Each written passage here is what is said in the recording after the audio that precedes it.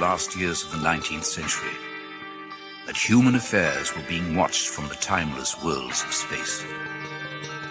No one could have dreamed we were being scrutinized as someone with a microscope studies creatures that swarm and multiply in a drop of water. Few men even considered the possibility of life on other planets. And yet, across the gulf of space, minds immeasurably superior to ours regarded this Earth with envious eyes. And slowly and surely, they drew their plans against us.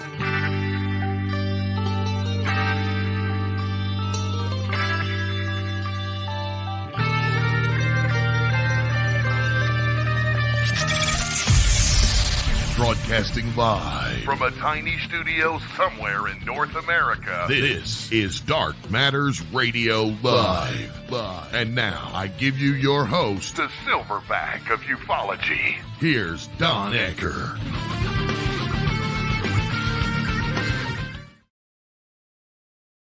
And good evening, all. Welcome to a brand new edition of Dark Matters Radio. And before I do anything, you probably have heard by now, but we had an earthquake out here today. Thank the heavens that it wasn't any bigger than it was. First, they said it was a 4.6. Then they said, well, maybe it was a 4.7. Then somebody came back later and said, nah, it was around a 4.4. Well, let me tell you what, it shook. And when it did, suddenly, my handy-dandy trusty cell phone alerted me, there's an earthquake, evacuate. I've got an app on there for that very thing, but I didn't. I was here at my computer getting ready to do tonight's show. And I know, okay, I've been through a few of them. I know when it feels like it's building up, then I know to get the heck out of there, get out of Dodge. But I was just telling our guest earlier, right before the show started, back in 1994, I had my wake-up call. Vicki and I, it was right before we bought our home here. We were living in a small San Fernando Valley town, about roughly 5 miles away. And it was 4:30 in the morning. We were in bed, sound asleep. Our two dogs were in bed with us. And suddenly, like I said, sound asleep, we found ourselves on the floor. On the floor. We literally got kicked out of bed by the earthquake. We had stuff crashing and smashing all over. Boy, I'll tell you what. We got through it, of course, but for the next week plus, we had no electricity. We had no phone service. But as I said, the previous year, because I felt left out of it, I'd gone to Radio Shack and I had purchased a Radio Shack brick telephone. And I didn't use it very often because at the time, are you ready for this? At the time, it was $1.65 a minute to use that. $1.65 for 1 minute service. But I did use it to contact family I had back east to let them know we were okay. But oh boy, I'll tell you what. So anyway, we've been through them. That's one thing about California. California has its share of earthquakes. We're on a fault line. Hey, someday, who knows? Maybe the damn coastline will fall into the Pacific Ocean. And if it does, well then, hey, our worries will be over. That's the way it goes. I mean, it is what it is. But now let's get back to tonight's show. Of course, Mark Center is with us. Mark Center is one of the guys that, boy, I'll tell you what, he gets the data. This guy is a data ace. And Mr. Gary Cassell is with us. And as a matter of fact, our guest tonight is courtesy of Gary. Gary, thank you. And who is our guest? Well, he's Mr. Cock, Mr. Doomcock. Did I say you could speak? Did I? Oh, did no, I say I'm sorry. I'll Gary, stop you may talking now. You may I talk. know when to shut up. I know Okay. when not to keep talking. I'll stop. Okay. You don't have to tell me twice. All right. So anyway, it just so happens I've been on this gentleman's program before, years past. Originally, he was with a partner of his. They had since gone separate ways, but he bills himself as the future ruler and overseer of planet Earth. He's best known for rooting through the garbage, which is pop culture. Mr. Dicktor Von Doomcock, bring him on, Chanel. And I guess with that being said, Doomcock, welcome to the show. Been a long time coming, hasn't it? It has been, Don, and it's really an honor to be here. I have loved, the topics covered on Dark Matter for a long time. I mean, my entire life. My first exposure to it as a kid was the Edwards book, Flying Saucers, Serious Business. And those pictures and those tales absolutely captivated my young imagination. Of course, I think it's natural because I was always interested in science fiction and comics. And those are the kind of topics that I generally cover on my channel, although I have dipped into, paranormal activities and, UFOs. I refuse to call them UAPs. I'm old fashioned that way. UFO works just fine for me. Yeah. Well, They used to be discs. And then somebody figured that wasn't appropriate. They were flying saucers. That wasn't appropriate. Then the Air Force said, well, we're going to call them unidentified flying objects, UFOs. That's catchy. And that was for a long time. But then suddenly, about 6-7 years ago, somebody had the bright idea, well, flying saucers, what kind of picture does that put in somebody's head? Oh, yeah, somebody wearing a tinfoil hat. We're going to call it something else. We're going to make it a little sexier. UAPs. Thank you, Hillary Clinton. Yeah. Yeah. Swell. It sounds like some kind of a grocery store chain or something. But I got Come on down to tell you, UAP. Yeah, I got to right. tell you, Thursday nights, all right, KGRA, DB, Digital Broadcasting, has a show that I'm a panel member on called UAP Crossfire. And we generally have, although last week we only had 3 of us, we generally have 4 people on there, and then we kick this stuff around and pick it apart. It's been known to get a little heated occasionally, but not anything too serious. But that's a great show to discuss this. 3 of us are military veterans. Not everybody is, but 3 of us are military veterans. So we generally, among the 3 of us, have a good idea how this stuff is handled in at least the military and the government and the intel agencies. So, you got to check it out. UAP Crossfire Thursday nights at 5 p.m. Pacific time, 8 Eastern, and Central would be 7, I guess. That is correct. Yeah. So it would be worth checking out. But anyway, Mr. Doomcock, when Yes, do you sir. plan to take over the planet?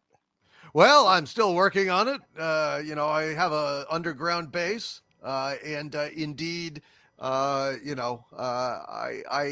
were talking about underground denizens, aliens or Atlanteans perhaps that have gone underground. My castle is built atop a still functioning but seemingly abandoned alien base. And I take advantage of that technology, but I have not seen, but there are miles and miles and miles and miles of caverns and tunnels that I have not really explored beyond the reach of my castle. But it might be worth checking it out. What the hell? Well, I'm very busy being angry about all the terrible things that is being done to pop culture. Star Trek has been destroyed. Star Wars has been destroyed. Doctor Who is a shambles. So it's almost a break to talk about UFOs because, that's a lot more lighthearted topic. That's how I look at it too. Yeah. To get over here and get off of pop culture for a while, it's nice. It makes me happy. Yes. So it's great to be here, guys. Really appreciate it. Oh, you bet. Well, Mr. Mark Center is generally my doorway into a lot of pop culture. He keeps a closer eye on it than I do. As a matter of fact, it was he who originally introduced me to a name of somebody over at Disney by the name of Kathleen Kennedy, who apparently managed to enrage all the Star Wars fans. Mark, do you got anything you want to contribute to that? Well, I just want to say I subscribe to Doomcock. I'm one of those, so I watch everything he posts. Even watch a couple of other people who I've had a digital falling out with, even though we were never friends and they would never know it. I'll say that. Okay. But I heard somebody say this, Doomcock, very recently, and I watch nothing but YouTube, basically, so I can't remember what actress this was. But they were questioned about sharing their views on politics, etc. And this person said, well, if you're telling me that I can't share it as an actress, and I think it was an actress, then you're telling me that plumbers and lawyers and dentists can't either. However, this Nimrod forgets, I don't get the choice to pay the plumber to fix my plumbing. I have to do that, but I have the choice of paying for tickets to go see this stupid fraud. And she seems to forget that the hierarchy that they sit on is a hierarchy of disposable income, right? Right. The rest of it doesn't. And, because of Gervais and these people, very happy that at least there's some people out there who either will say the truth or, like Jason Statham, won't say a damn thing. And even Tom Cruise, as crazy as he may be, just to make a movie that we can enjoy and not get lectured to with the message. And I'll leave it at that. I think I hear you. No, I hear you. I have a saying that I coined on my channel: without respect, we reject. And, these movie studios are, basically ideologues. They're propagandists at this point, advocating a particular political point of view. And, basically Disney and Paramount and Warner's and all of these other studios are essentially going broke because they're trying to sell us not what we want, but what they want us to want. So they want us to, essentially go along with their propaganda and their agenda, and they're forgetting about the fact that they're entertainment companies, and your job is to entertain. And if you're not entertaining, then you're not doing your job. And so I basically say, close your wallets to these people. Vote with your entertainment dollars and stay away. Don't you find it interesting? And I talk to Don every single day, whether he likes it or not. And we talk about this stuff, and it's like, look, back in the old days, the studios had contracts, right? And they would sometimes too much, but they would keep them under control. But then you have people like that little girl who's playing Snow White in this stupid film that's going to fail, and they just won't tell their employees to shut up. It isn't your money. It's not your money to say this kind of stuff and disenfranchise half of the people out there who would buy a ticket to this thing. And I don't understand how much money can they lose until they finally have lost enough. And when will they finally crack down and say, shut your mouth or you'll never work for this company again? I'm still not seeing this. Well, they're very it's sympathetic. Ridiculous. It is ridiculous. Go ahead, Jerry. No, I was just going to say it's been ridiculous because, I mean, that's how you got started, Doomcock. We started watching you because, you know, Keith, my partner, he and I have been watching you since the beginning. And they laid out a fertile field for YouTubers to grow on by making this garbage. Or as they say in the fancier French, garbage. And it's ridiculous how they've constantly just done this. And it started really back as far back as 2009, 2010, when it just really started approaching. And when Disney bought Star Wars, and a lot of people don't know this, they bought it with for purpose, because they had done research that showed that they kept girls after age 12. Females like Disney into adulthood. Kids, boys, don't. They leave at about age 12. They lose interest in Disney. So they bought Marvel and then they bought Star Wars in order to keep boys' seats, butts in the seats to watch their stuff. And then what do? Go with it, Doomcock. Tell them what they did.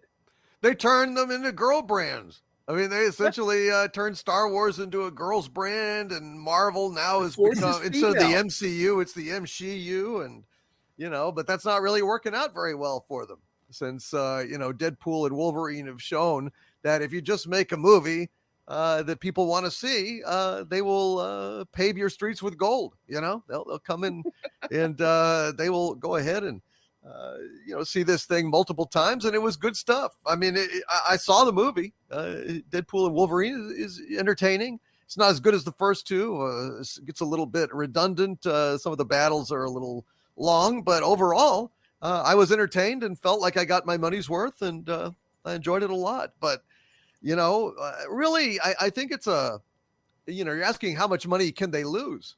Well, they're bolstered by some powerful, you know, interests like BlackRock and Vanguard, you know, investment funds that are worth trillions, and they just keep, from what I hear, you know, covering their losses because they want them to spread this agenda. And then you start to get into, you know, you go down a rabbit hole and you talk about Yuri Bezmenov, the, you know, Soviet Union defector in the, you know, 80s, 90s, you know, talking about, you know, their long-term goal, which is to destroy. Yeah, he you know, laid it out for us. Yeah, he really did. Destroying cultural icons, you know, destroying our kind of modern myths, you know, Superman, Batman, Captain Kirk, you know, images of, you know, Western culture, heroism. It's kind of the equivalent of, you know, kind of the oral tradition in you know, primitive tribes. You know, these stories are handed down, and what are these stories? Well, they kind of establish the kind of moral order, the kind of, you know, examples of values that, you know, we have embraced in the West. And so, of course, they're dismantling them, you know, I mean. Well, about 2007, 2627 is when I originally met Gary. Okay. And to be honest with you, I forget now exactly. It was Dale Dye, because I was working with Dale Dye, and I think that's what intrigued you, is that I worked for the man himself, Dale fucking Dye. Okay. Well, I'm a military vet, and I served 2 tours in Southeast Asia. I got wounded over there. So that was one of the things I think that Gary and I connected on. Gary served a number of years in the United States Army. And then we kind of lost touch. Well, he was very interested, Gary was very interested in my knowledge of the UFO field, the fact that over 20 years, my wife, who was the publisher, me, the director of research, published UFO magazine. Now, since the mid to latter 80s, UFO magazine was involved in every damn thing you could imagine dealing with that phenomenon, even television. For example, we interviewed back in the 80s when it first premiered on television, the producers of V. You all remember V, right? Of course. The beautiful aliens that came to Earth that were actually lizard people. Well, anyway, we kind of lost touch. And then several years ago, Gary got back in touch with me. And basically, we reconnected. And he said, you know, I've got a number of shows I do on YouTube, Don. And boy, I'd love it if you could come on. So he told me what they were about. For example, Mondays was Military Monday. I did quite a few of those. And when you're talking about the military, you got to talk about what is happening with the military around the world. At least I do, okay? And at that time, the Russians had just invaded the Ukraine. And I was cautioned. You can't say that. You can't say what? Well, you can't say Ukraine. Okay. Why? Well, because YouTube will disenfranchise us. And I'm like, what? Well, you know, we got a monetary Right. thing with YouTube. And if you piss them off, they're going to take it away. Well, let me tell you what, pal. When I heard that, I got pissed. No son of a bitch is going to tell me what I am allowed to talk about or not talk about. This ain't Nazi Germany. This ain't, and I'm just being upfront, communist Russia. And excuse me for any ladies out there, but I feel very strongly about this. As far as I'm concerned, YouTube can go fuck themselves. Now, with that being said, I know that there are a lot of people that use YouTube. They've got you by the short hairs, the short and the curly hairs. But KGRA had enough of that horse shit, and we disenfranchised themselves from them. So Hold up sooner anchor or and later, shipped out. yeah. Sorry, I don't mean to go on a rant, but It's as in your Gary nature, knows, Don. Hey, you're pale, you're male, and you should create your own platform. and I'm heterosexual too. So there you go. Yeah. Very out of style, out of fashion. Yeah.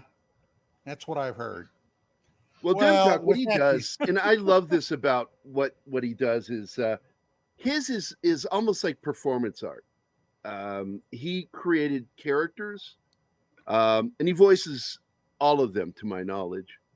No, and they're all funny. real. They're all real. I'm sorry, they're real. Of course. Yeah, and I get such a kick out of that. And I've told you know Andre, because he's a good friend of mine. And Andre and I were talking one day, and I said, well, you know, our show, Keith and I, that we do is basically the illegitimate child of Doomcock and Midnight's Edge. And Andre's response, Doomcock, you love this. It was, I should have won a rubber.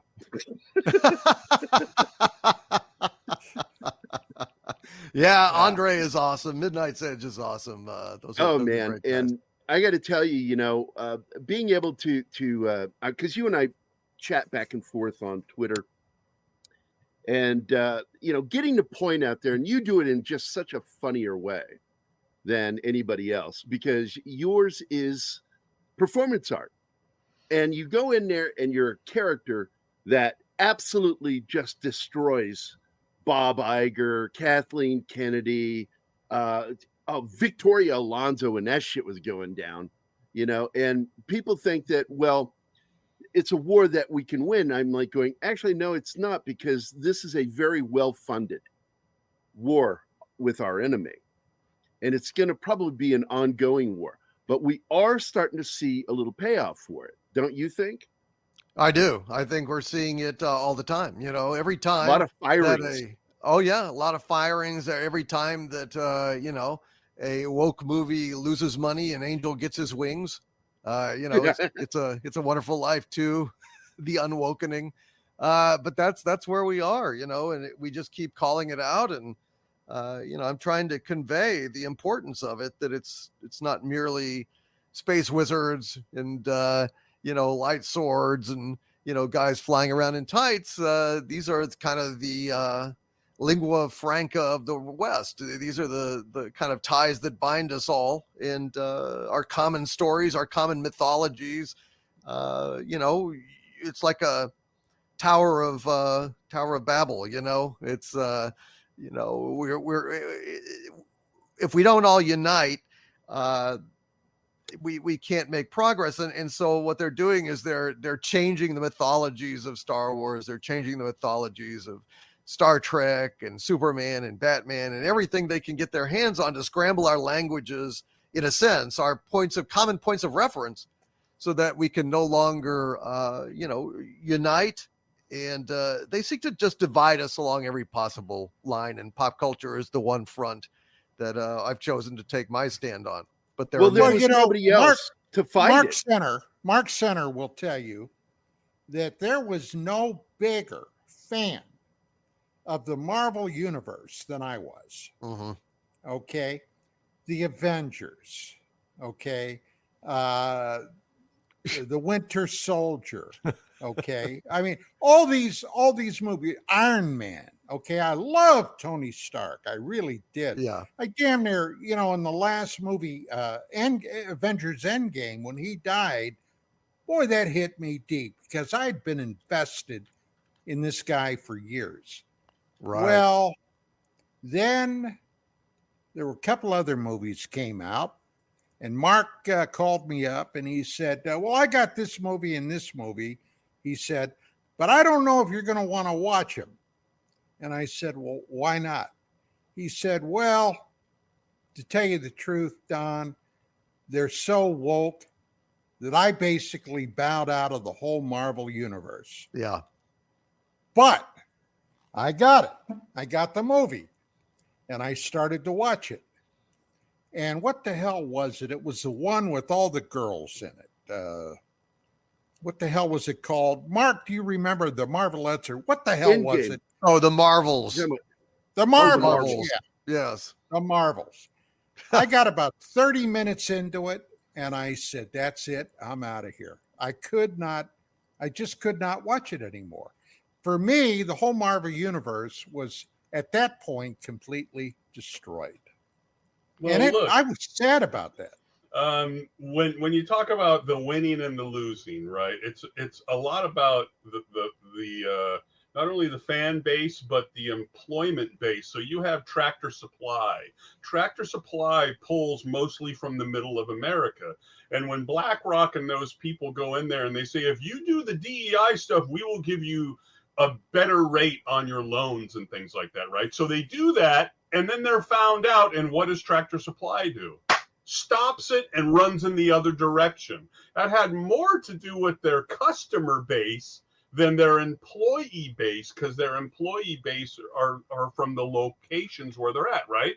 However, with Disney, they've been hiring activist employees for decades now, and look where they're at. What are they going to do, Doomcock? They can't do anything because it's from within. They can't fire everybody. They can make minor adjustments, but they can't go in there and say, we're going to basically clean house and start over.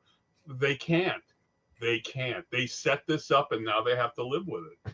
Oh, I'd be firing them. I'd be just rotating them Absolutely. out slowly, a few every month, just Department cycle them would- out and get rid of them. I would too. However, in today's society with the unions and all of the stuff that they have to deal with, you have to have more than just you're a woke piece of shit and you're out of here because you're ruining our company. That doesn't work. And you hired them, and I can't remember. Oh, it was Carano. When they looked at her background and stuff, they never said anything bad about her until she did that meme, right? There's Right. no historically based things that were bad about her. Much like any company, you have to sort of build up the firing, right? So you see what's going to go on with her now. They didn't build up to the firing. They fire her, and now it's gone to court, and she's probably going to get a huge paycheck for what they did there. They can't do that to everybody, and that's kind of what they would have to do. You're fired for no good reason, right? Well, I think performance and incompetence is a good reason. I mean, Oh, yeah. they're underperforming. That's just the bottom line. Well, right, but they're underperforming based on the direction of the people who own the company. Well, Yeah. then what they need to do is just change the directions, and when they won't comply, then fire Right. them. It's very Much simple. like what Netflix did when Netflix said, if you don't want to work at a company where we're going to have Chappelle, you need to get a different job. Exactly, right there. We need to have a better franchise here, not a disenfranchise, a franchise.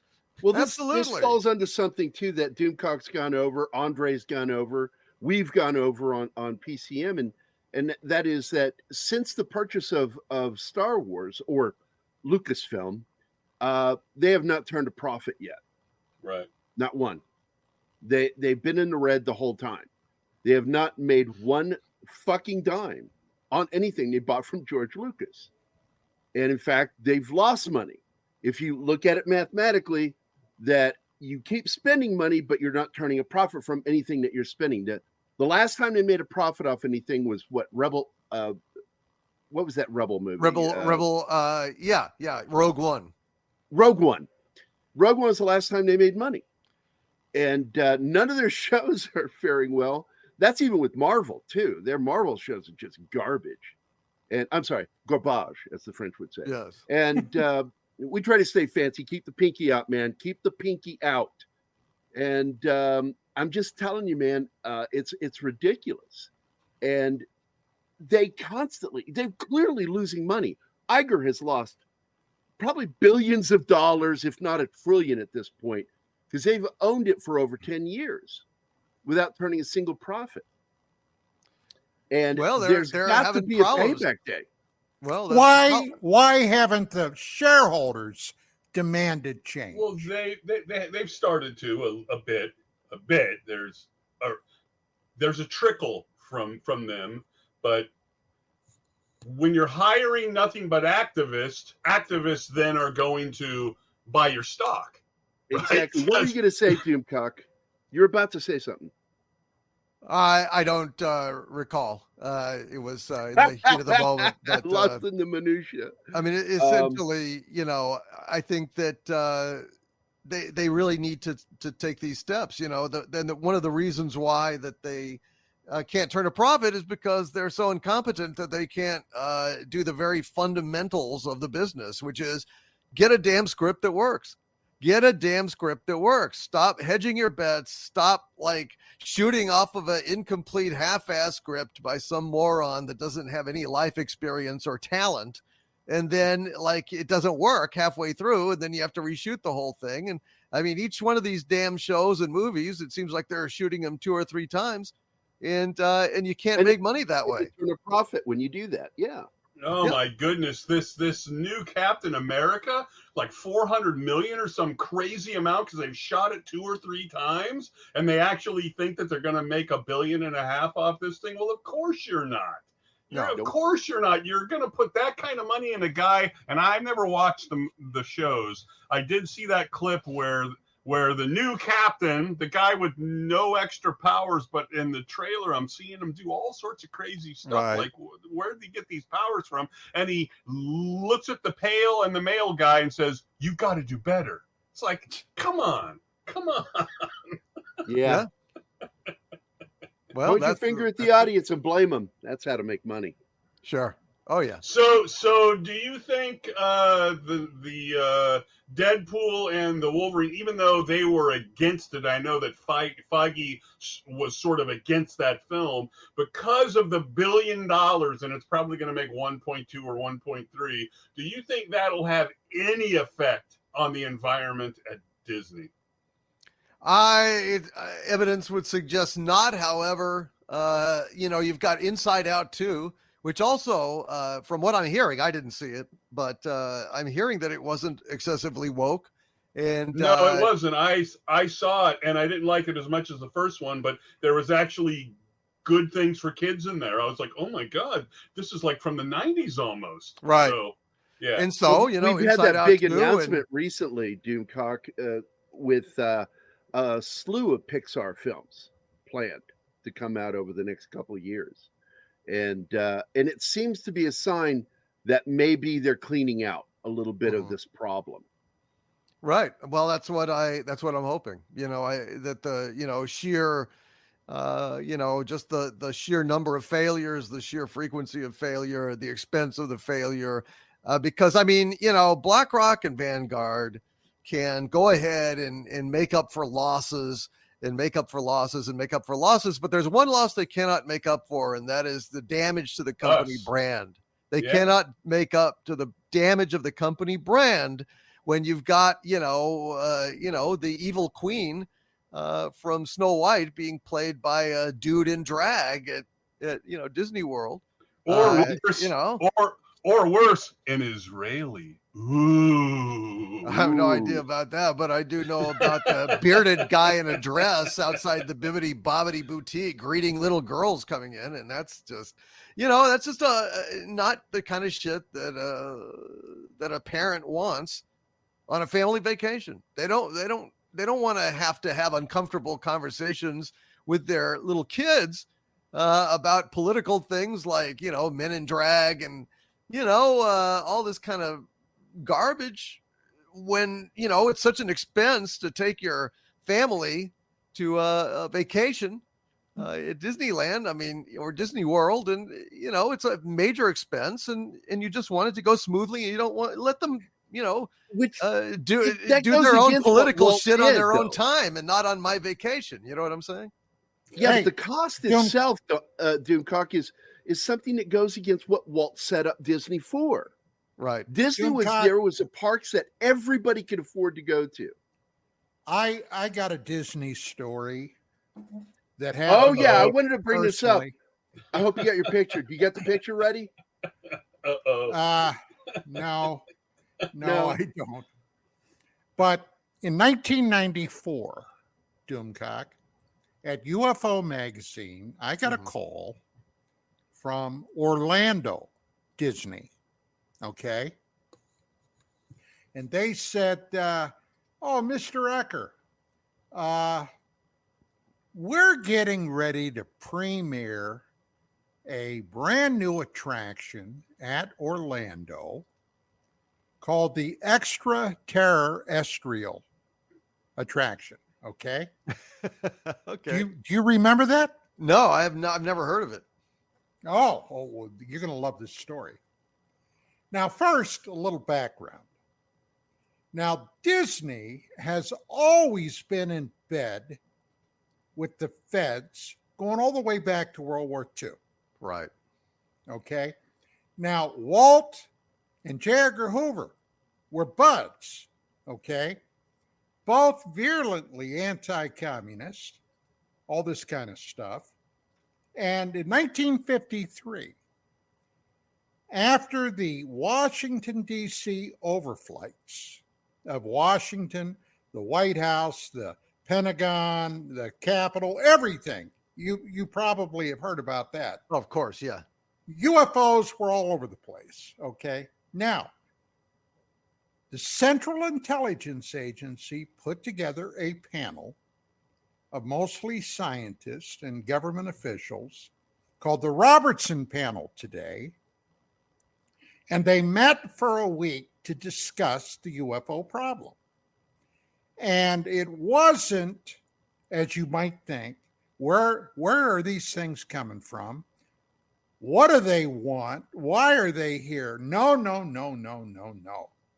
How can we, and I'm just going to dumb it down, how can we handle this in a public relations kind of way?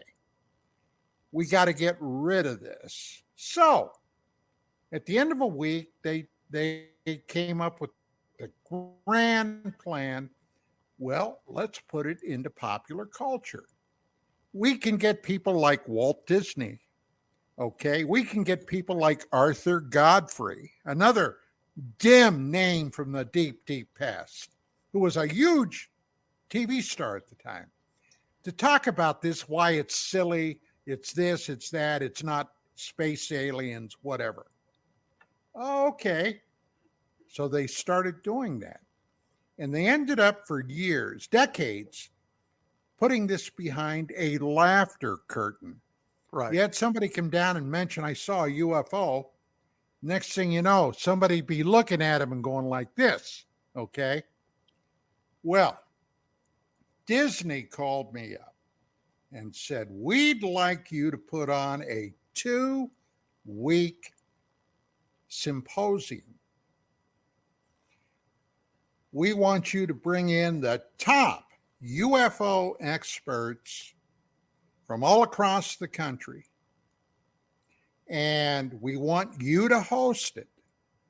Okay? Now, I was doing a lot of TV back in those days. And I had a business manager, and she was hot. She knew her way around. No, I don't mean sexy hot. Oh, okay. I mean, she had her Hollywood chops on. Sure. She dealt with people. Well, she represented Rob Reiner. She represented Carol O'Connor. She represented most of the latter Star Trek people. Okay. And how I got next to her, I was very close friends with Dwight Schultz, Lieutenant Broccoli. Oh, yes. on Star Barkley. Trek. Yes. Okay. Oh my. I called him Broccoli. Yeah, That's not, right. Not George Takei, no. No. Also, No, A-Team. I wasn't close with George Takei, no. That's right, the A-Team. But anyway, so her name was Lynn Russo. And Lynn said, well, she said, I'll represent you. So I called her up and I said, Lynn, well, I actually had a nickname for her, Buffy. Okay.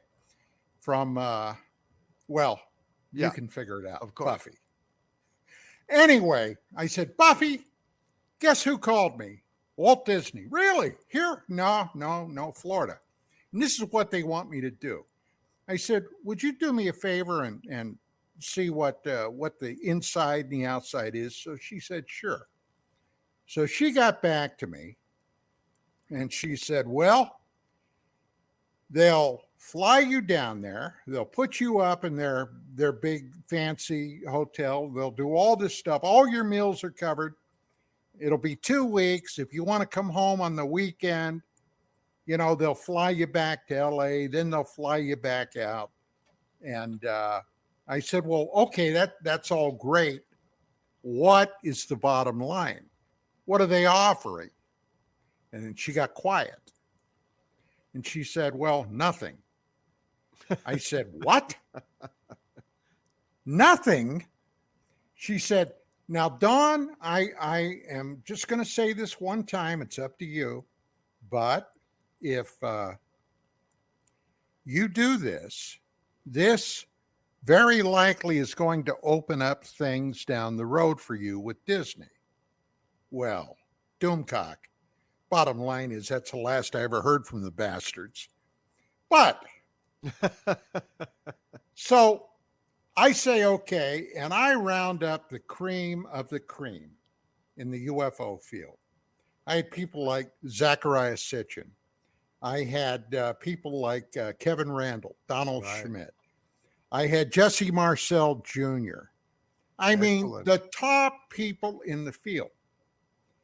So we go down there. There's one group coming in week one group coming in week 2. Now, what is Disney known for? Being some of the top entertainment people in the world. Would you agree with that? Or at Back least they in the were. day, perhaps. Yes. Yeah, okay. So we get down there. They take us down to the auditorium where we're going to be giving our presentations. This place may have held 800 people or more. Okay. The first day we go down there are 2 or 3 freaking people in the audience. Uh-huh. Wow. The next day, maybe 5. The next day, 2. The next day, maybe a half dozen. So I start doing some checking around. What in the hell? These people are the top of the top. Disney never spent 1 red cent. Not one on promoting this. Nobody knew. Nobody knew it was happening. Now, when I was in the military, I was involved with intelligence. Okay. Mm-hmm. This is 1995, January. And I'm thinking to myself, how in the hell could this happen? Oh, then they sent in a TV crew to shoot a documentary on this thing. Now, this attraction of theirs, well, that's one of the reasons actually I took it. And I told my wife, Vicki, I said, sweetie, I said, chances are I'm never going to get back down here to be in a position where I can see this thing. And I really want to see it. But then who the hell was the guy in charge of Disney then? Michael Ovid? Eisner? Eisner? Yeah, Eisner. Shut it down. He wasn't happy with something. We never did get a chance to see it. But they brought in Robert Urich to do this documentary. Now, he's the guy that did Spencer for Hire. Right. Yes. Vegas. He did Vegas. Yeah.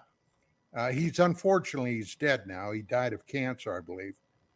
But guess who they interviewed a bunch of people that I had brought in. Guess who they never even approached? I don't know. You? Me. Okay. So anyway, I'm the guy that put all this together, right? And they don't want to talk to me. So we get to the end of the second week. Okay. The end of the second week. Now, I do have this picture. And we're having our dinner, our goodbye dinner, okay, with the second week group. And we're sitting there at the dinner table, and this gopher kid comes running up to me, Doomcock. Uh-huh. And he says, Mr. Ecker, in the middle of my goddamn dinner, right? Sure. There's somebody in the hall that would like to see you. Well, it was the guy that was heading up this whole thing. So I walk out into this dark hallway, honest to God. And I see him. His name was Rod Madden. All right. Mm-hmm. And I said, yeah. He said, well, we have something we'd like to give you.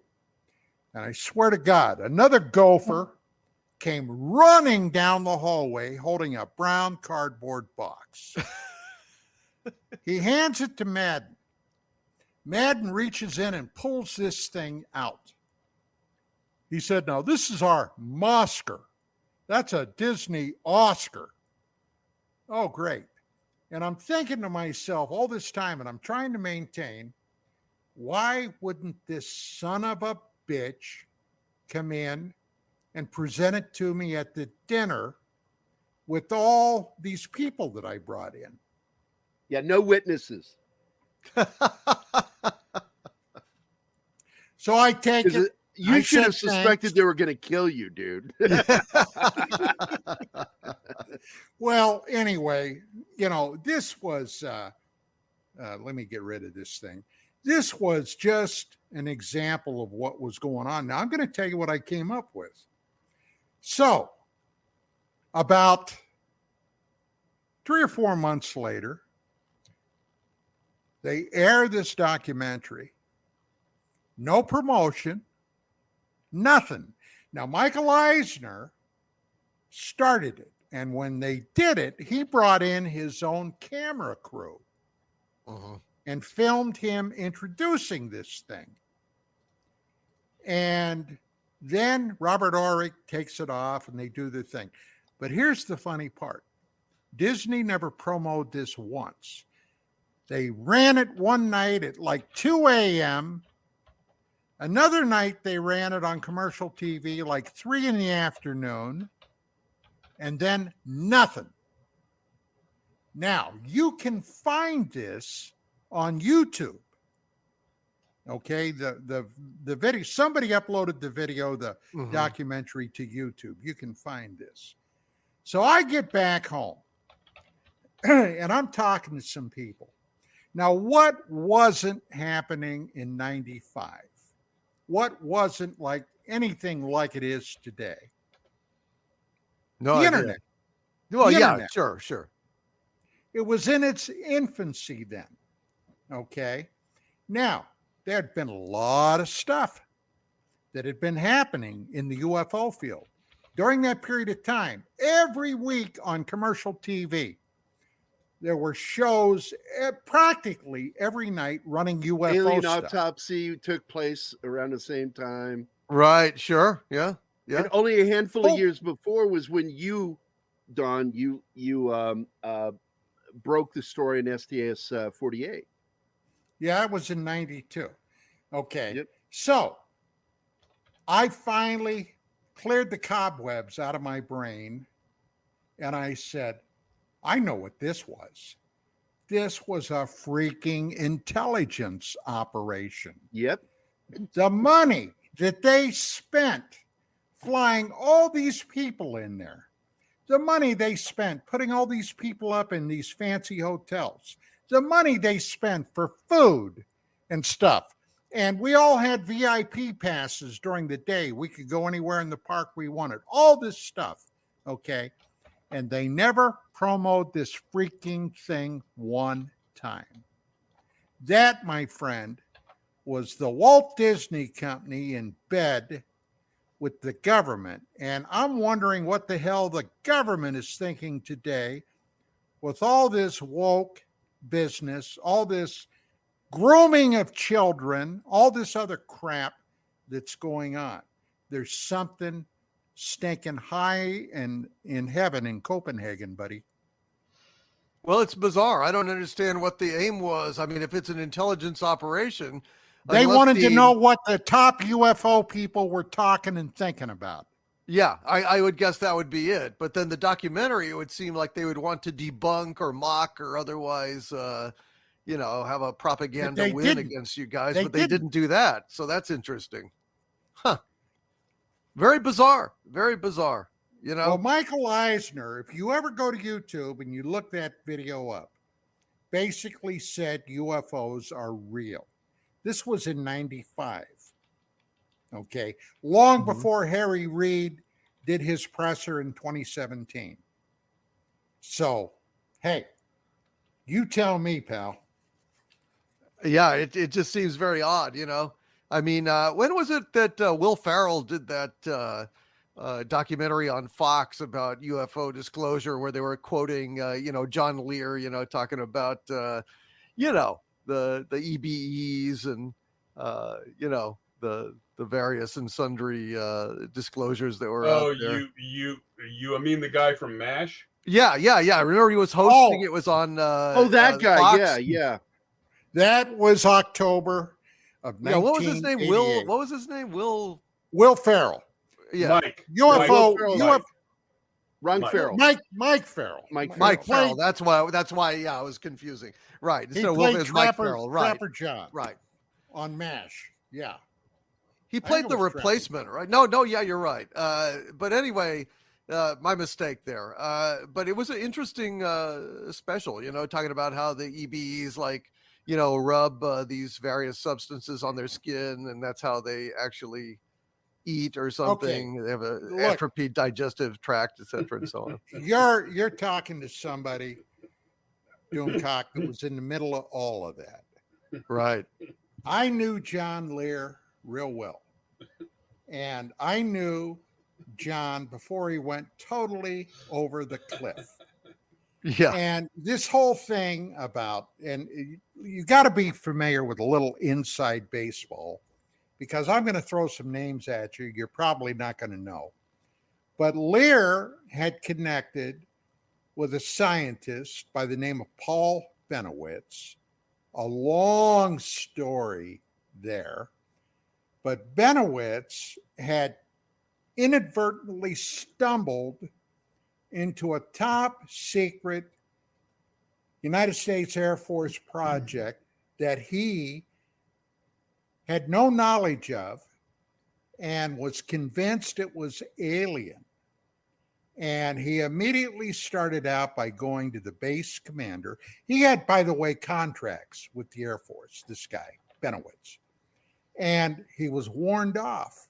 Now, I'm going to give you the crib notes. He was warned off, but he wouldn't shut his mouth. He even went to his federal senator in his state, raising hell about this. It ended up that the AFOSI, Air Force Office of Special Investigations, mounted a disinformation campaign against him that literally drove the man into a mental hospital.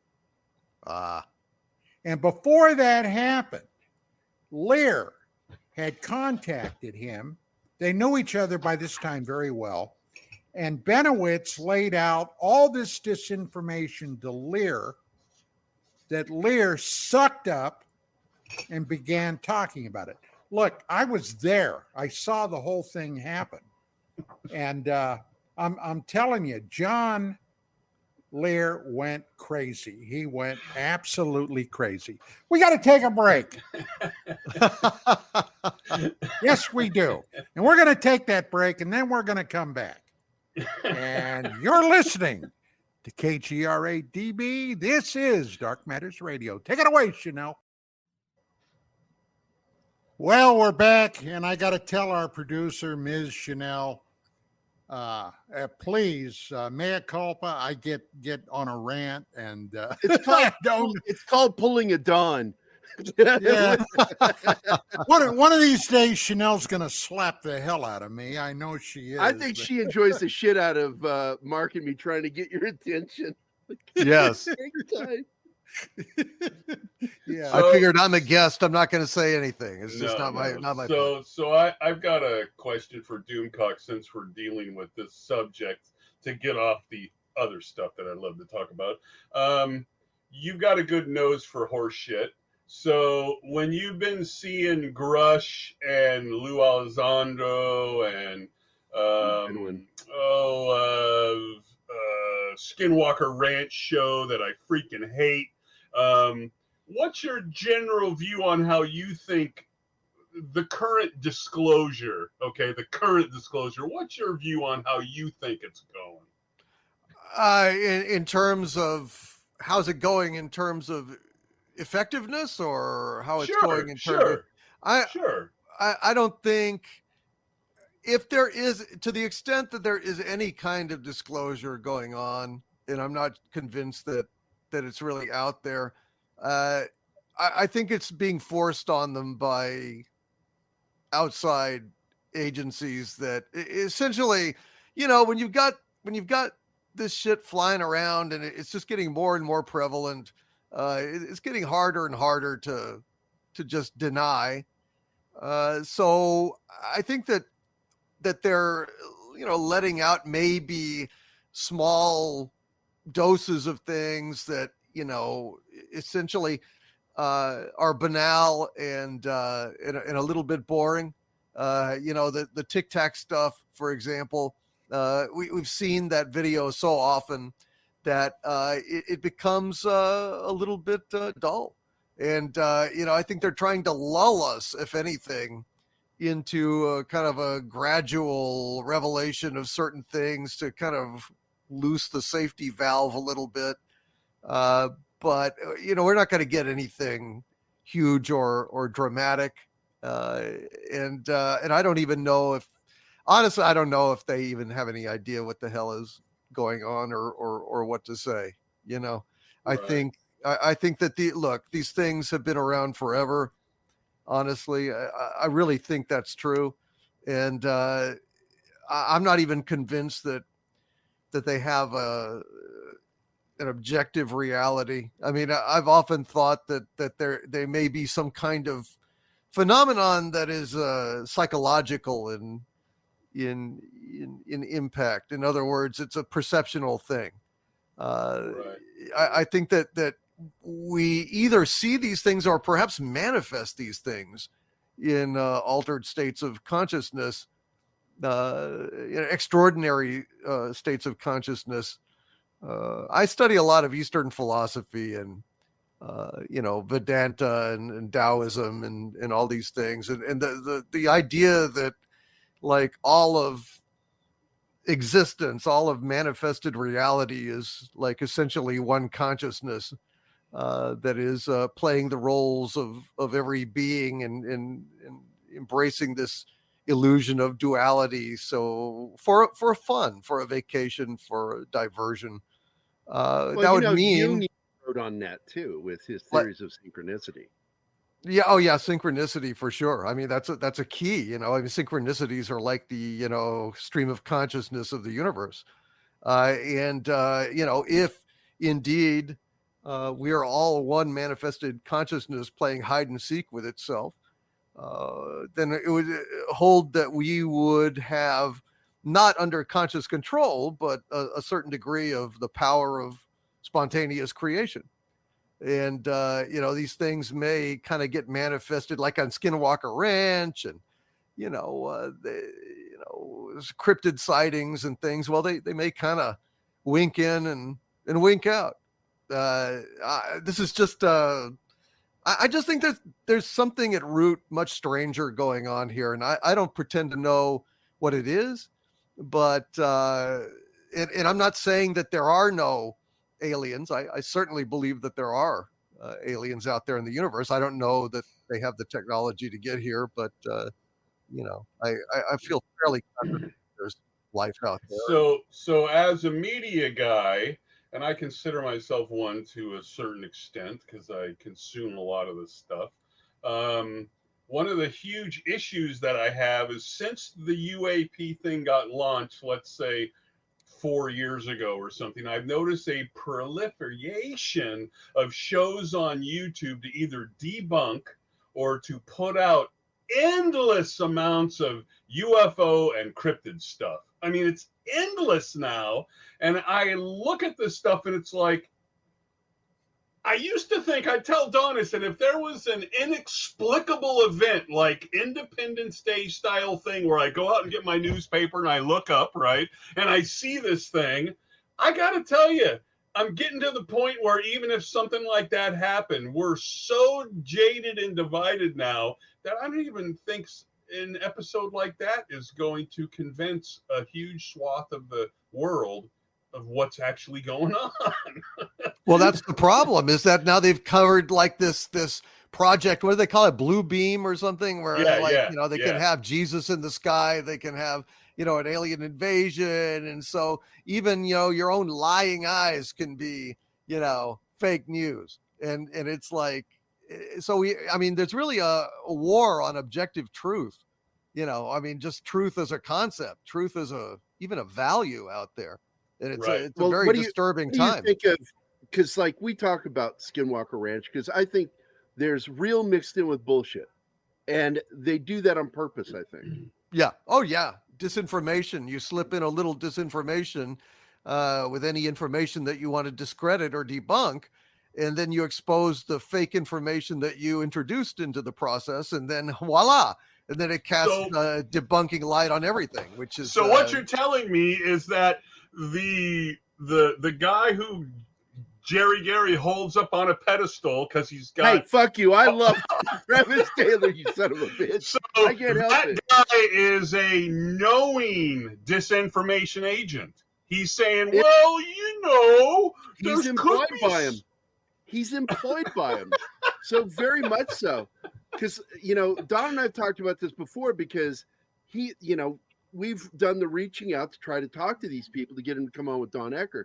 But I think Don figured it out, that it's SDS-48 that's cost him the interviews with so many people because they're afraid of him.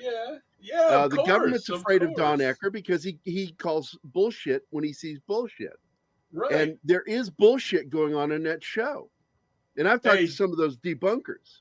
Yeah. Hey, Doomcock, have you stumbled upon or watched the documentary called Who's Lou? No, I have not. No. Well, it's free up on YouTube. He's just a normal guy, not a filmmaker. And he put together this 3-hour slog that I watched over 3 periods of time. But he really puts it together as like, we always try to get people to come on Don's show, but he's in the room before he enters the room because of his no nonsense sort of characterization of what's the going on. Silverback gorilla of ufology. Right. And this guy basically said guys like Lou and the guy from Skinwalker and all that, they're either going to have people do it for them or they do it themselves, and they will not, much like politics, they will not appear with anybody who might ask a real question. A proper question to kind of get down to the bottom line here. So we run into that problem a lot. So on to another thing. You've been in this a while. I've got my own cases that I'm very interested, like the Ronnie Zamora case. Do you have a case or two that you scratch your head at and say, what the hell is going on? Yeah, 1955, the Hopkinsville goblins.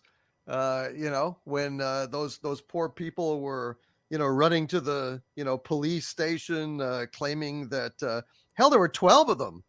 And they said that their farmhouse was being attacked by small aliens. They had a shootout there. Yeah. Yep. Almost 4 hours. They were running around, peeking in the windows, trying to, open the doors and everything. And the police go out and they find bullet holes. And then the next day, the family flees the house, claiming that the creatures have returned. And, we were talking about this the other day, Don. We were talking about, subterranean, beings down in the caves and caverns of the earth. And, that calls to mind, that conversation called into mind the Hellier goblins, Kentucky. They had that documentary on there. And Kandahar. Which brings up a very interesting thing. Speaking about these creatures. Now, over the years, and I've been doing this now, professionally since 1988.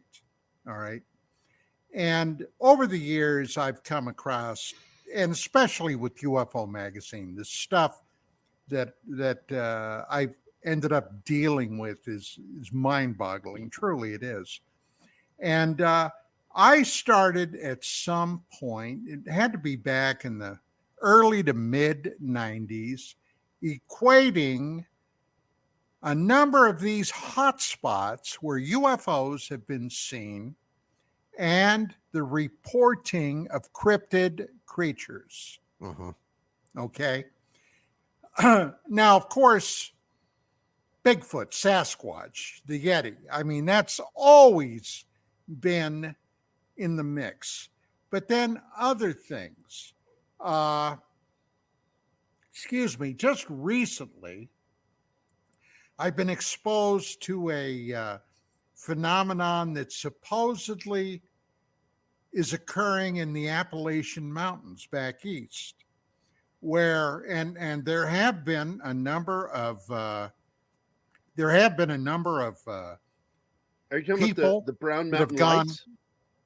No, no, Oh. no. Further north, where people have have disappeared, flat out disappeared, Right.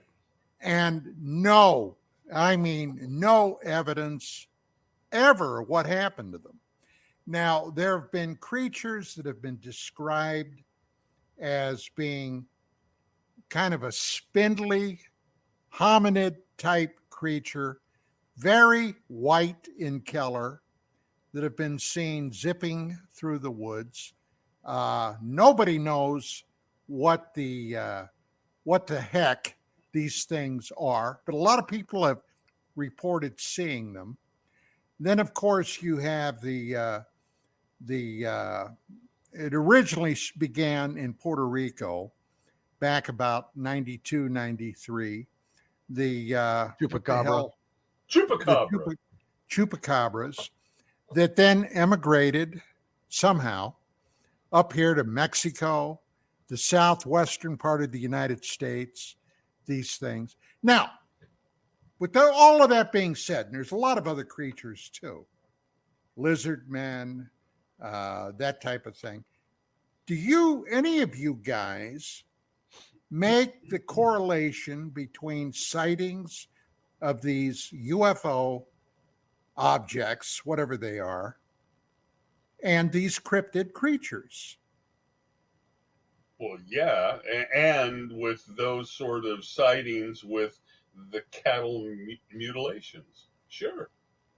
Plus, I talked to that one researcher that you hooked me up with the contact info on, Don, that said that there absolutely is a correlation between some of the Bigfoot sightings back east and UFO sightings.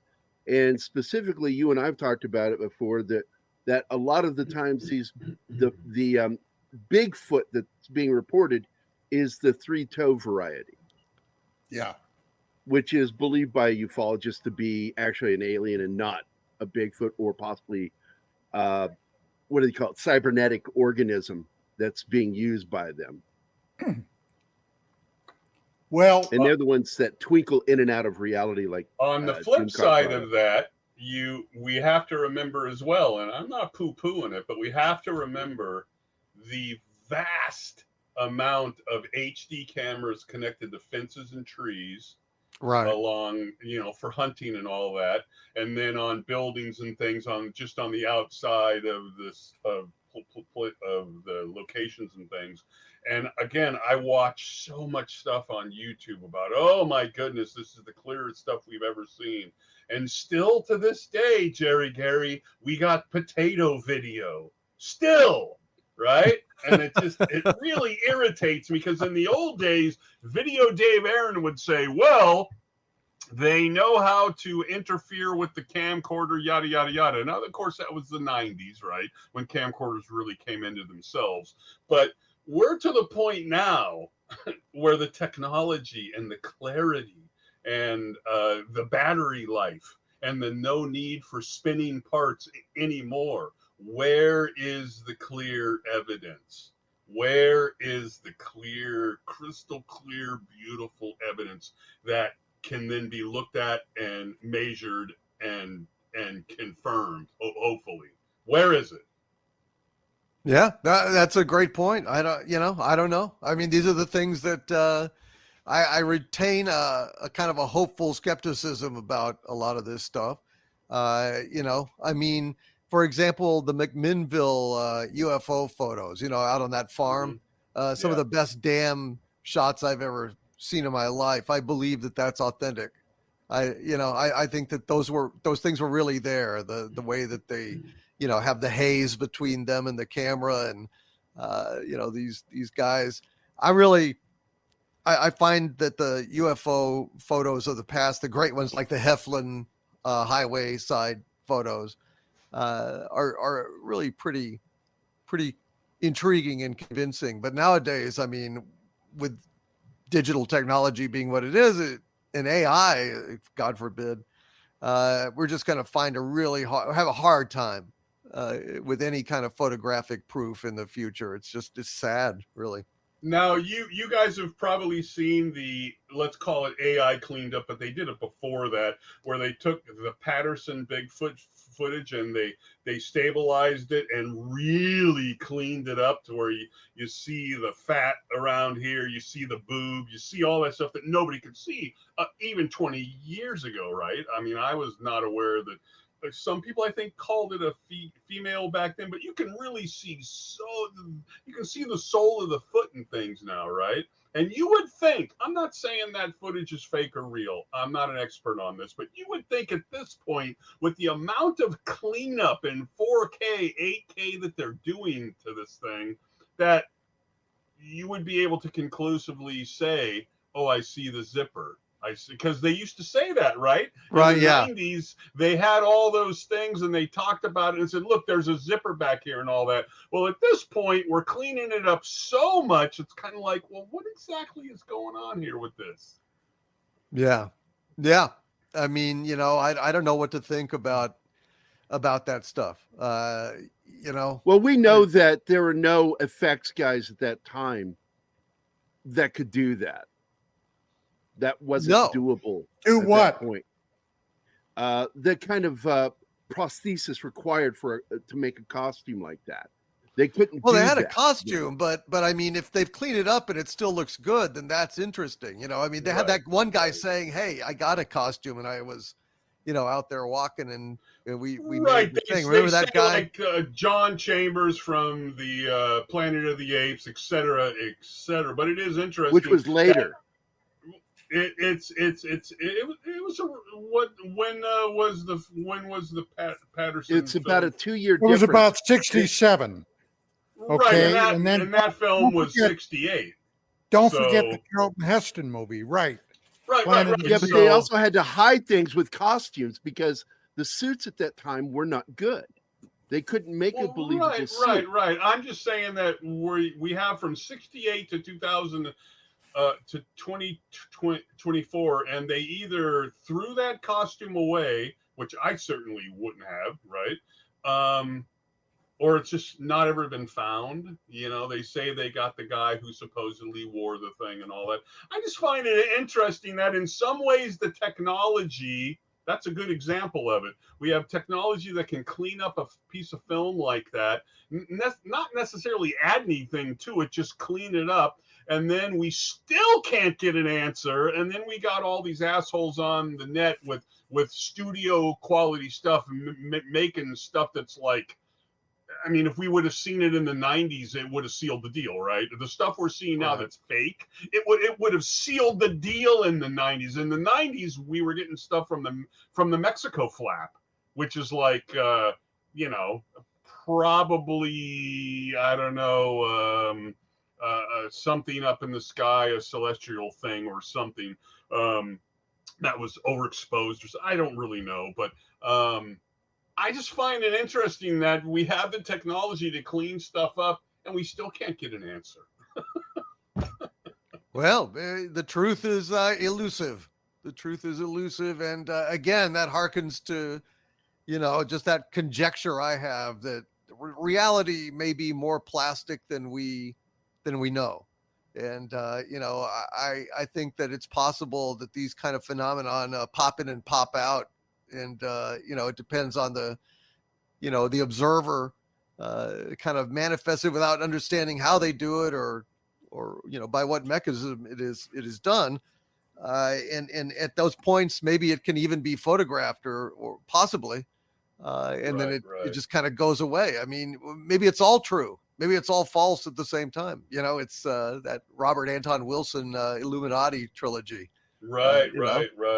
All things are simultaneously true, false, and meaningless. The questions are meaningless. So I don't know. We have a new catchphrase. Okay, interdimensional transport.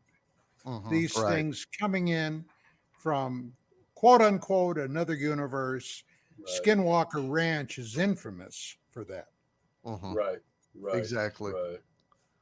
It's Right. also interesting that even something that's a blatant falsehood, like the Dr. Jonathan Reed case, which I spent a lot of time on that. I did a lot of traveling for that case. That is a blatant fake case. And yet I could invite onto Don's show literally thousands of people who will go to their graves saying that's a real case. Yeah. And it's like, you throw your hands up in the air and go, well, I can't spend my life trying to prove to you guys, even like the alien autopsy, right? Right. As amazing as that was when it came out, when Spiros Malaris came out and he had his story, he did a bunch of interviews, he made the book. I've got the book. I've talked to Centilli a bunch of times. Don has as well. As far as I'm concerned, that's a fake. That's a fake.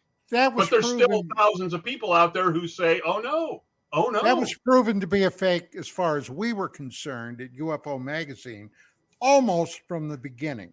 Right. Now, yeah. I was in touch with Santilli, talked to that lying bastard several times. Okay. They sent us facsimiles, fact sheets of the supposed tape or military film canisters, all that kind of stuff. Yep. And then they sent me allegedly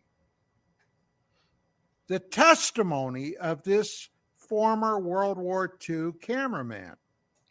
Now, I read it, and it was given to me. This is verbatim what he said. And as soon as I read it, I knew it was pure bullshit.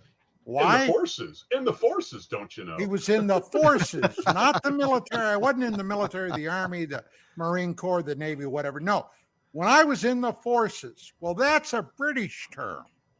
That's how they talk. Well, but that was the secretary who took it and transcribed it, Don.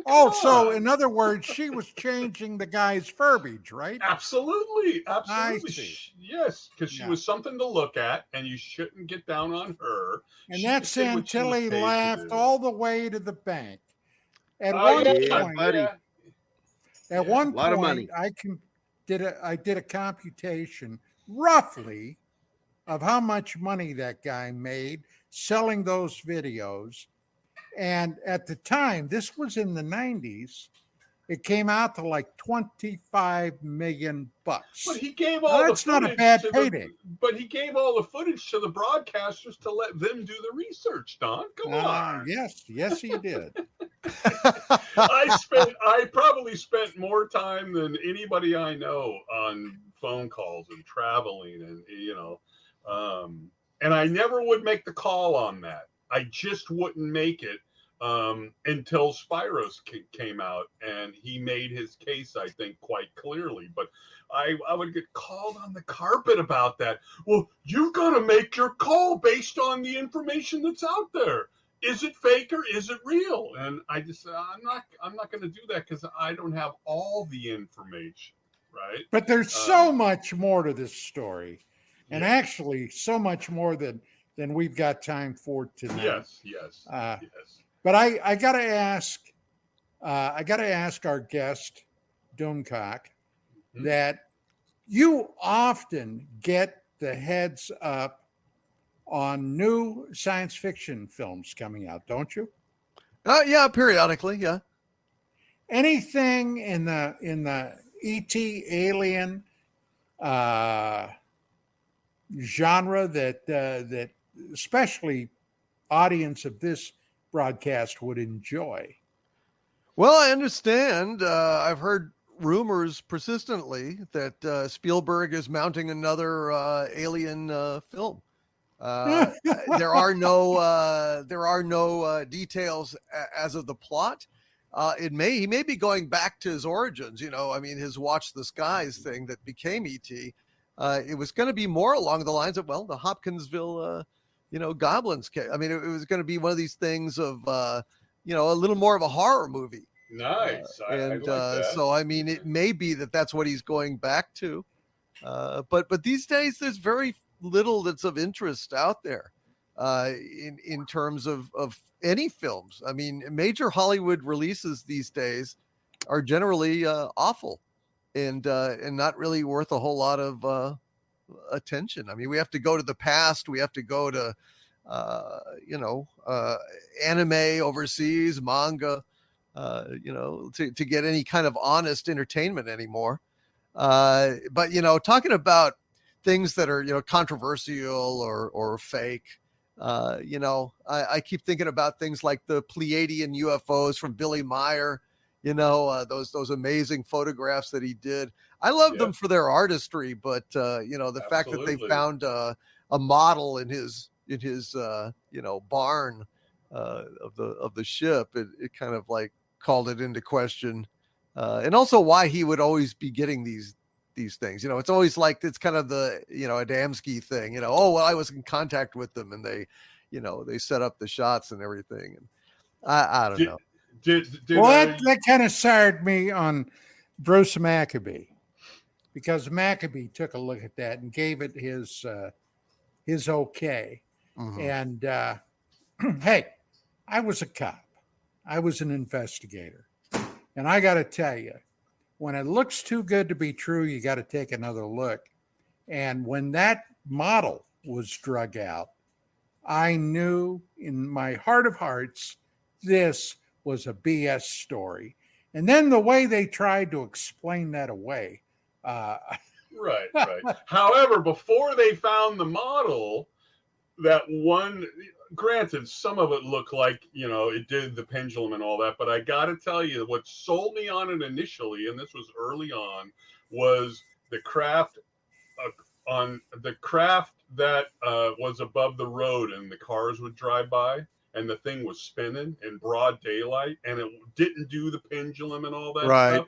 As a new guy to this, when I bought the laser disc setup, and I'm looking at that, and back then, it was the clearest that you could pause. So I'm pausing and I'm going frame for frame, and I'm like, I don't have an answer for this. Granted, some of it was freaking ridiculous, but something like that. Doomcock, I can't remember the guy's name, but have you ever seen the guy on YouTube who actually went to the locations and he shot like frame for frame duplicates of that stuff in Sweden with the same camera, only used one arm? Mm-hmm. Unbelievable. Unbelievable. Finally, somebody did that, right? They went there and he shot it. And I'm like, well, here's the proof. And still to this day, millions of people believe that case. Even with that. I know. Well, people are not rational based people. And again, the value of truth these days, as I said, is truth is at a very low stock value. It's lost a lot of stock value in credence. Like, for example, I got sick and tired of all these people, going on and on about, Dicktor, for example, right? That he's not a replicant. He's a human. And it's like, it doesn't matter to me. I think Blade Runner is a great film regardless. But, all the evidence, massive amounts of evidence, are that he is a replicant in the movie. And I finally just made a video, going over every single piece of evidence and refuting, common claims like Harrison Ford says he was human. Well, that's nice, but Harrison Ford is not the director or the writer. He's just an actor. Well, but he's a human in the book. Yes, but the book and the film are two different things. And yet to this day, people will say, but he's human. Yeah. Well, can you give me any proof of that? Any textual support of that? Can you analyze the film or the script or, he's human. Otherwise, it's not a good movie. It's like, okay, well, there you go.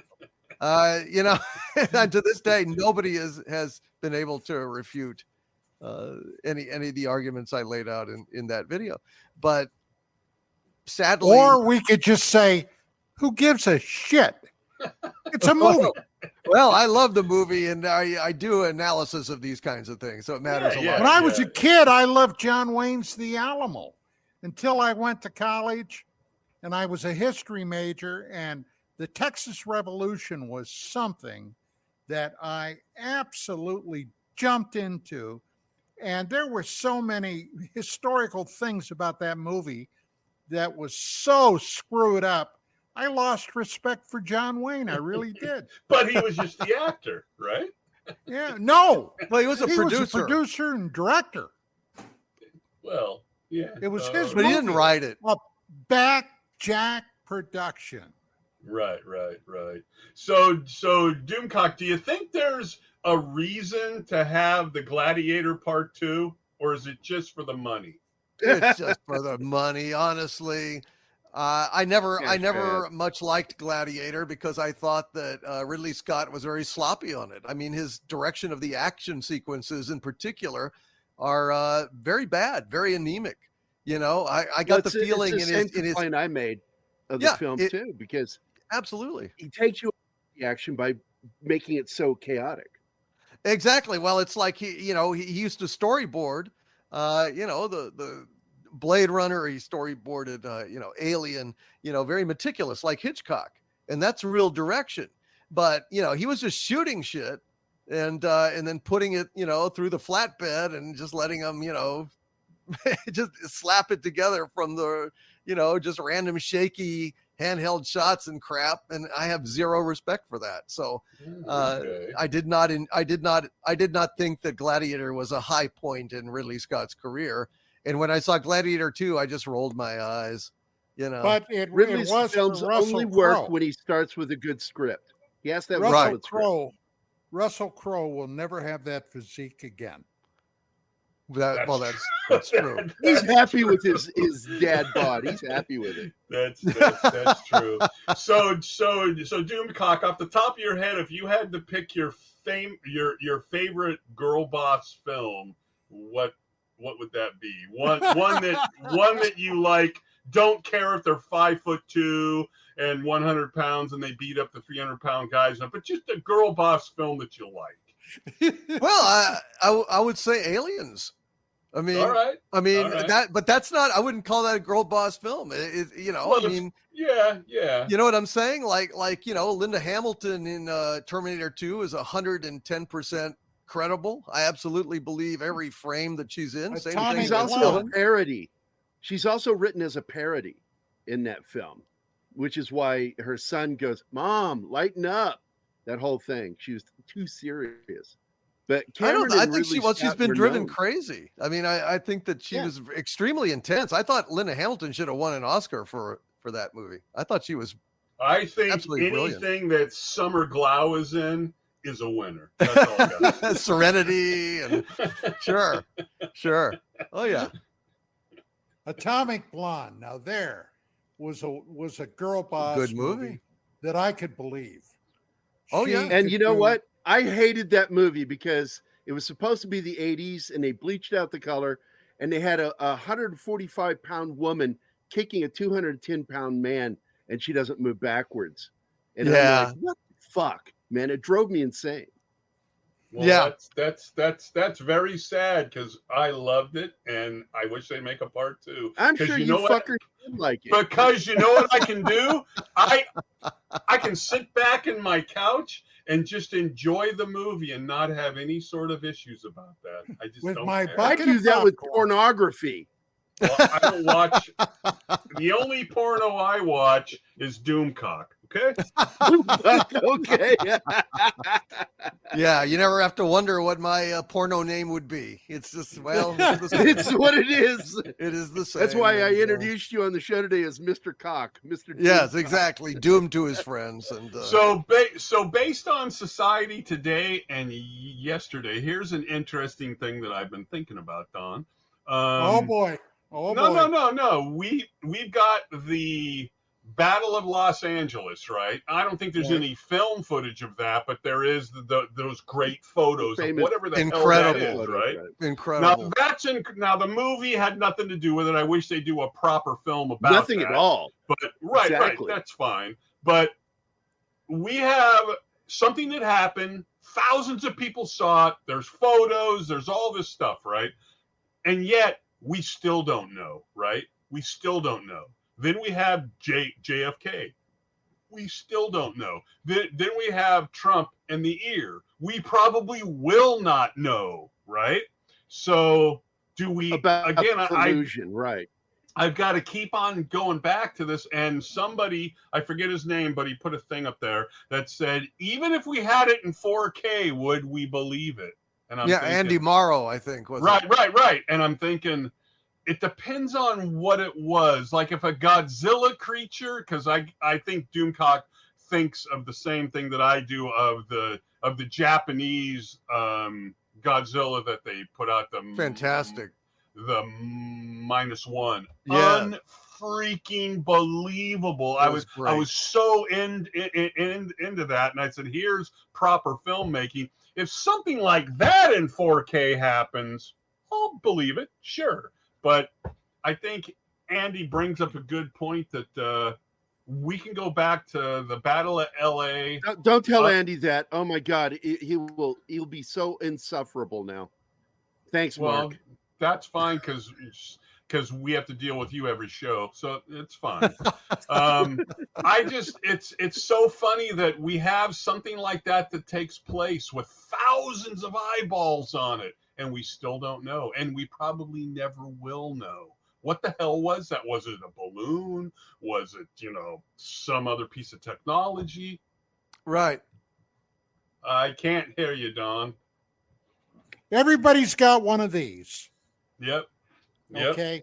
Now, this technology, I had an Android phone until a month or two ago that I had for like 6 or 7 years. And suddenly the battery decided to go kaput. It started to go bad. The phone was literally coming apart. Okay. And I said, well, I'm going to have to bite the bullet. I cannot believe. That's why you gave me all those heavy breathing phone calls. That's right. And don't you forget it, you shithead. This is a technological marvel. Yep. I could shoot a film, a full motion picture on this. And it And came edit from it Roswell. on your phone. It came And from add effects Roswell on your phone. technology. Yeah. Well, there are some that suggest that. Yeah. So Doomcock, if you mentioned the one story of the creatures and the 12 people and all that. I assume that would be a film. That would be a case you would like to have filmed. But is there another case or two that you think that it was like, wow, that if done correctly, that could be a killer movie? I don't really think in those terms, in terms of movies, but I look back at that the day, what was it, 57, when Washington D.C. was inundated by flying lights and everything. 52. Yeah. And I just wonder, I mean, for all of the decrying the lack of evidence and stuff, are we all convinced more or less that something is going on? That it's not all hoaxes, that there's definitely some shit going on? Because I believe that there is. My God, and it's not. Believe me, I've been rooting through this stuff for decades, and there's not just one.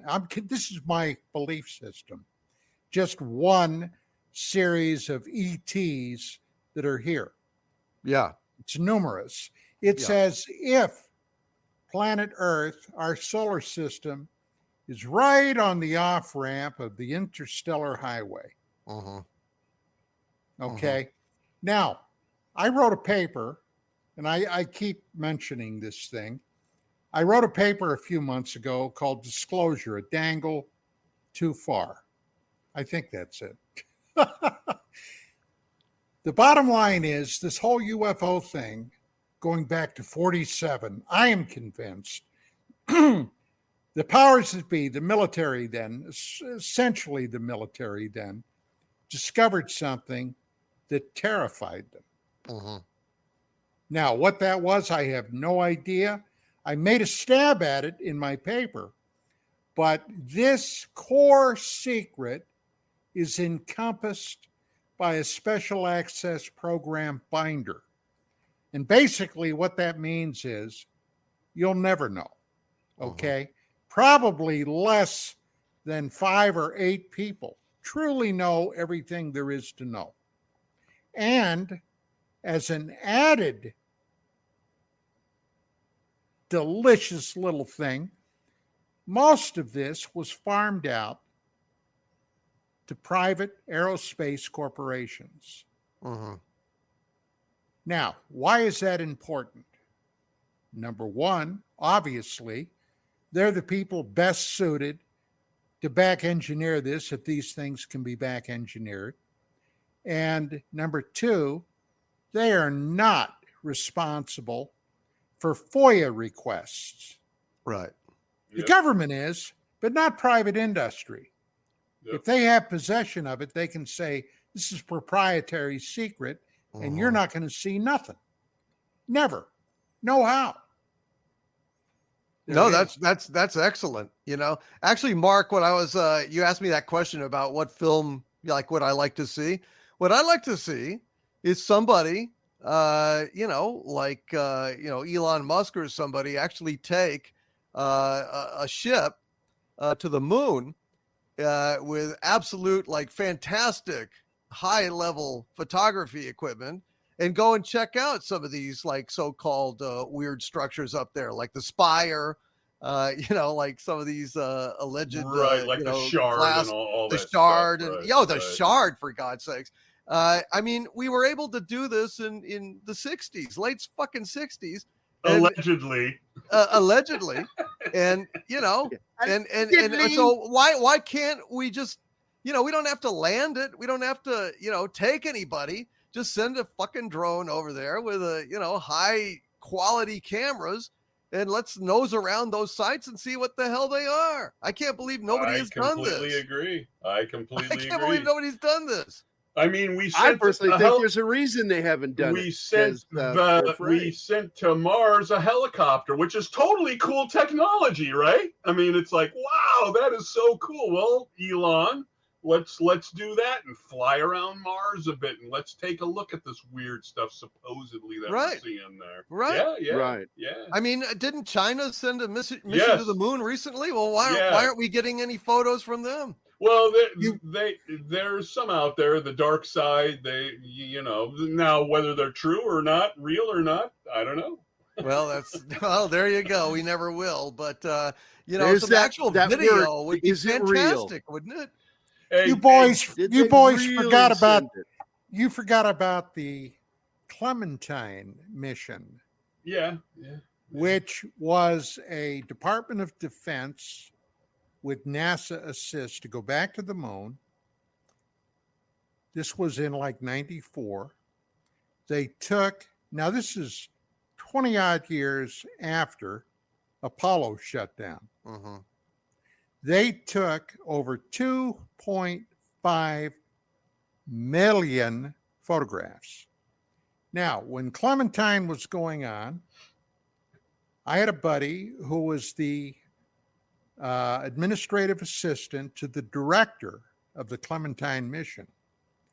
All of those high quality photographs, because it was essentially a spy satellite, they were not even allowed to see.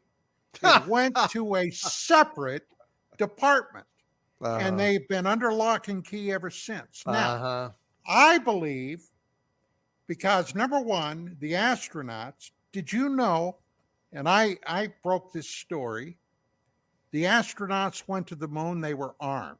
They had weapons. Did you know that? No, I did not know they were armed. No. They were armed.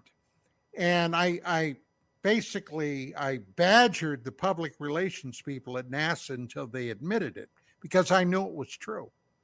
Now, why would you go back 20 years later to rephotograph something you've already been there what would you be looking for?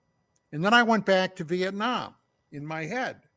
I said, hell, you had a reconnaissance aircraft, an American recon aircraft, fly over something and see something suspicious. What did they do? What was proper procedure? They'd wait a little bit, then they'd fly back and take more pictures and see what has changed. For example, have they built barracks? Do they have some type of motorized vehicles there? Do they have antenna arrays? Basically, should we blow it up or not?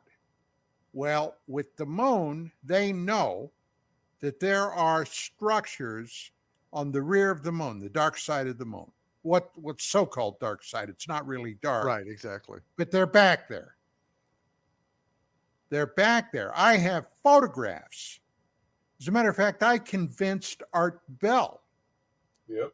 Well, that's another story. That's another story. But anyway, the bottom line is Clementine was to go back and see what the hell has changed. I am convinced of that. Nobody today even remembers the Clementine mission. No, I did not ever hear of it. Yeah. Wow. God dang. Well, wouldn't that be great to see those pictures? Lear said that there was 50 million people living on the moon. Well, John Alternative 3, right? Mark. Yeah. And then John Lear said a lot of things. And then when Don tried to question him on it, he said, "Well, you just have to believe me or not." Yeah, believe it or not. What are you, Ripley? And that's why Lou won't come on here and those other guys, because Don will ask a question like, "So, got any proof or anything?" Well, there's so many things, because I watched that same documentary you were talking about, because you shared it with me, and even though I was annoyed with who is Lou Elizondo? I was annoyed with that too, but But the gimmickry of that. But what he was saying in the show was so factual in the fact that how did that Tic Tac video really get released the way he did it? Exactly. Because he's the reason it got released. Exactly. And there's some shenanigans there, because he was under a non-disclosure at that point, working for the Department of Defense, right? But what was his position? Well, he worked at ATIP. What was his position? What the fuck did he do? What has he done? That guy is shrouded in enigma. And when you see somebody like that out in the forefront of this, you should show some trepidation with him. And that's why he won't come on here, because Don will get down to it with him. Lou ghosted me 3 times. Yep. Well, his position may be to, go ahead and voice what the government wants him to voice about these videos. I'm persona He's a voice for certain people. That's right. I'm persona non grata, Doomcock. Well, because of a TV thing I did on Larry King Live with Jim Olberg of NASA. Okay. And it was on STS-48. And I kind of destroyed Olberg on the air. And this was all about a live video feed from He also took over NASA. Larry King. Yeah, well, I pissed him off too. I did. I totally pissed him off. And welcome back to Don Ecker Live. Yeah, that's what he said. So 2 days after that broadcast, I got a phone call from a source back in DC, and believe me, this guy knew what he was talking about. And he said, Ecker, he said, did you get any feedback after your appearance? And I said, actually, no, not a thing. I thought that the magazine would be swamped with calls from news, organizations around the country, even around the world. I mean, King, after all, was international. Of course. Not a word. He said, well, I'll tell you what you did do. And I said, what's that? He said, you totally pissed off the wrong people at the Pentagon. And you know that live feed that came down from the shuttle? And I said, yeah. Well, it's not live anymore. They've encrypted it. Uh-huh. I said, okay. Oh yeah. Oh yeah. Now- they've had some very unfortunate things pictured from those cameras back in the day. Hey, Don, we got 2 minutes if you want to give a nice wrap up for old Doomcock here, who was a great guest. Is that your official determination? Well, there's a minute now. No, Doomcock, I tell you, this has truly been a delight. Thank you, my friend. You got to come back, Doomcock. It's been fun. Absolutely. Well, I love this kind of stuff, and I actually would love to talk about the stuff on Mars. Go more into the detail about what's on the moon. Because I think these are very credible and interesting phenomena that are not easily poo-pooed or blown off, like the face on Mars, et cetera, and so on. But, youtube.com/Overlord DVD is my channel. And really, really appreciate the chance, folks, to hang out with you guys. I really appreciate it. Yes. Well, excellent. Thanks so much. This was very enjoyable. And ladies and gentlemen, don't forget on Thursdays, 5 p.m. Pacific, 8 Eastern, UAP Crossfire, along with Chris DePerno, who is the MUFON State Director, and a Marine Corps vet, Commander Cobra, a veteran of both the United States Air Force and the United States Coast Guard, and yours truly. And we'll see who else is going to be there on Thursday. Well, that's it for tonight. Y'all have a great week, and we'll see you next week this time. God bless Sam and Dean Winchester. Oh, yeah.